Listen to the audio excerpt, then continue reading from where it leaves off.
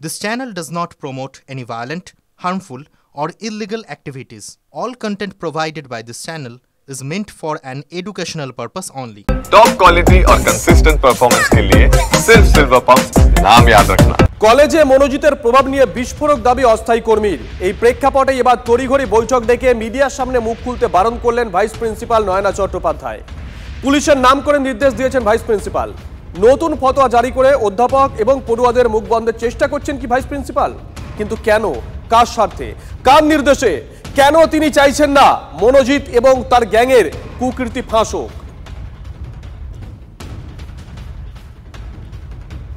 এদিকে সাউথ ক্যালকাটা ল কলেজে গণধর্ষণের অভিযোগ ওঠার পর গত 27 জুন TV9 বাংলাকে কি জানিয়েছিলেন ভাইস প্রিন্সিপাল নয়না চট্টোপাধ্যায়, শোনাই আরেকবার। 12টা 5-এ মেয়েটির যে অভিযোগ কাজ সেটা হচ্ছে 12টা 5-এ কল ঢুকেছে, সন্ধ্যে পর্যন্ত সে এখানে ছিল এবং তারপরে তাকে সন্ধ্যে 7:30 থেকে 12:50 পর্যন্ত মেয়েটির কোনো পরীক্ষাও নেই, ক্লাসও নেই। মেয়েটি যে কলেজে এসেছেন কোনো মানে অ্যাটেন্ডেন্স নেই। শুধুমাত্র মেয়েটি কলেজে এসেছেন না, আপনি মেয়েটির দিকে বলছেন যে মেয়েটি কেন কলেজে এসেছে? আমার প্রশ্ন যে ওই স্টাফ ওখানে এলো, দুজন ফার্স্ট ইয়ারে পড়ুয়া এলো, তারা ডাকলো মেয়েটাকে, মেয়েটি কেন এসেছে সেটা অবশ্যই আপনি আপনার দিক থেকে প্রশ্ন করছেন। মেয়েটিরা তিনজন কি করে? শুধু মেয়েটি না, ওই স্টুডেন্টগুলো কেন আসবে? সেটা তো বলেছেন শুধু মেয়েটি এসেছে। আমার তার জন্য স্ট্রাইক হলো। আপনি বললেন মেয়েটির কথা প্রথমে বললেন বলে আমি যদি না ঢুকি ম্যাডাম, আমি ক্যামেরা সাথে বলি পরশু ঘটনা ঘটেছে, তাহলে গার্ড আপনাকে আজকে সকালে কেন জানালো? এটাই আমার কথা। মানে আপনার কলেজে কি হয়ে যাচ্ছে আপনি 3 দিন ধরে জানেনই না। আমি কালকে মিটিং এ ছিলাম, ইউনিভার্সিটি মিটিং এ ছিলাম। এবার প্রশ্ন হচ্ছে এই মনোজিতের এত দাপট কেন?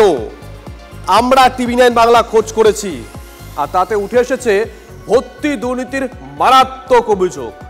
ল কলেজে ভর্তি চক্র চালাতো এই মনোজিৎ, আর এক একজনের ভর্তির রেট ছিল 2 লক্ষ টাকা করে।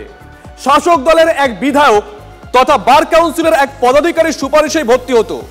সেই প্রবীণ বিধায়ককে জেঠু বলে ডাকতো মনোজিৎ। জেঠু কে খোলসা করে দিয়েছেন বজবজের তৃণমূল বিধায়ক অশোক দেব। ল কলেজে অ্যাডমিশনের নেক্সাস চালাতো মনোজিৎ, যেটা জানা যাচ্ছে যে জেঠুর লোক কিংবা দাদার ক্যাচ এই ধরনের শব্দ ব্যবহার করে আদপে নিজের প্রতিপত্তি ফলিয়ে কাউন্সেলিংয়ে কলকাঠি নাড়ত এই মনোজিৎ মিশ্র এবং মিনিমাম 2 লক্ষ টাকার বিনিময়ে এই ভর্তিতে বেনিয়ম চালাতো মনোজিৎ। অভিযোগ, শাসক দলের এক বিধায়ক তথা বার কাউন্সিলের উচ্চ পদাধিকারীর সুপারিশেই অ্যাডমিশন হতো। ওই প্রবীণ বিধায়ককেই জেঠু বলে ডাকতো মনোজিৎ। তার সঙ্গে ছবিও রয়েছে মনোজিতের। কে এই জেঠু? কলেজের কানাঘুষোর সূত্র ধরে TV9 বাংলা পৌঁছয়ে অশোক দেবের কাছে, যিনি বজবজের তৃণমূল বিধায়ক। যে ল কলেজের স্টুডেন্টরা কি আপনাকে জেঠু বলে? জেঠু তো সবাই আমি বলে, আপত্তি কোথায়? আমার ঘরে অনেকে আসে, দেখলে তো কত লোক আসছে। কার মনে কে জানবে কিরম করে, কে কোথায় ছবি তুলে জানবে কিরম করে, একটা ছবি একটা নিয়ে যাই নিজে ব্ল্যাকমেল করবে জানবে কিরম করে, যারা সম্ভব না। তাহলে কোনো জনপ্রতিনিধি তার ঘরে তাহলে সিকিউরিটি দিয়ে লোক ঢুকাতে হবে, এটা আমরা পারবো না। মনোজিতের সঙ্গে ওঠা ছবির সম্পর্কে এড়িয়ে যেতে মরিয়া অশোক দেব। যদিও কলেজের পরিচালন সমিতির প্রেসিডেন্ট অশোক দেবের দিকেই আঙুল বিজেপির বিধায়ক অগ্নিমিত্রা পালের। সাউথ ক্যালকাটা ল কলেজের গভর্নিং বডির প্রেসিডেন্ট অশোক দেব তৃণমূলের বিধায়ক, তার ছত্রছায়াতেই এই মনোজিৎ মিশ্রের ক্যারিয়ারের উত্থান। অগ্নিমিত্রার অভিযোগ নিয়ে কি বলছেন বজবজের বিধায়ক? এখন অনেক কথাই বলবে, অনেক কথা কে জানতো না। যারা বলছে তাদের পেছনে কত গন্ধ আছে আমি জানি, যা সম্ভব না। আগে তাদের নিজেরা গন্ধ দেও, তারপর কে আসবে। রাজনৈতিক মহলে অবশ্য জোর তর্ক বিতর্ক ভর্তি দুর্নীতি নিয়ে। বাম বিজেপি শিবিরের অভিযোগ তৃণমূল শিবিরের দিকে। অতীতের উদাহরণও টানছে তৃণমূল কংগ্রেস।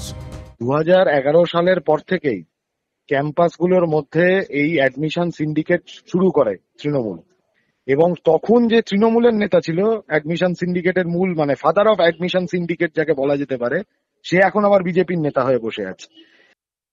দেখুন, মনোজিৎ মিশ্র যে নোংরা ঘটনা ঘটিয়েছে তার দায় কোনোভাবেই তৃণমূল ছাত্র পরিষদ নেবে না, এবং SFI যে অভিযোগ করছে সেটা পুরোপুরি সম্পূর্ণ ভিত্তিহীন।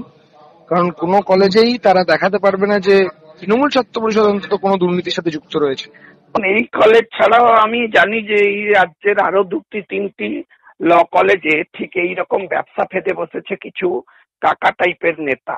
এরা তো অ্যাকচুয়ালি দাদার বয়স পেরিয়ে চলে গেছে, জেঠুর বয়সে ঢুকে যাওয়ার অবস্থা, দাদুর বয়সে কেউ কেউ পৌঁছেছে এবং এই ভাগ উপরতলা পর্যন্ত পৌঁছেছে।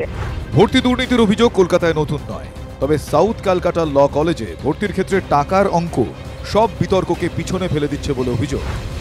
Suman Mahapatra report, TV9 Bangla.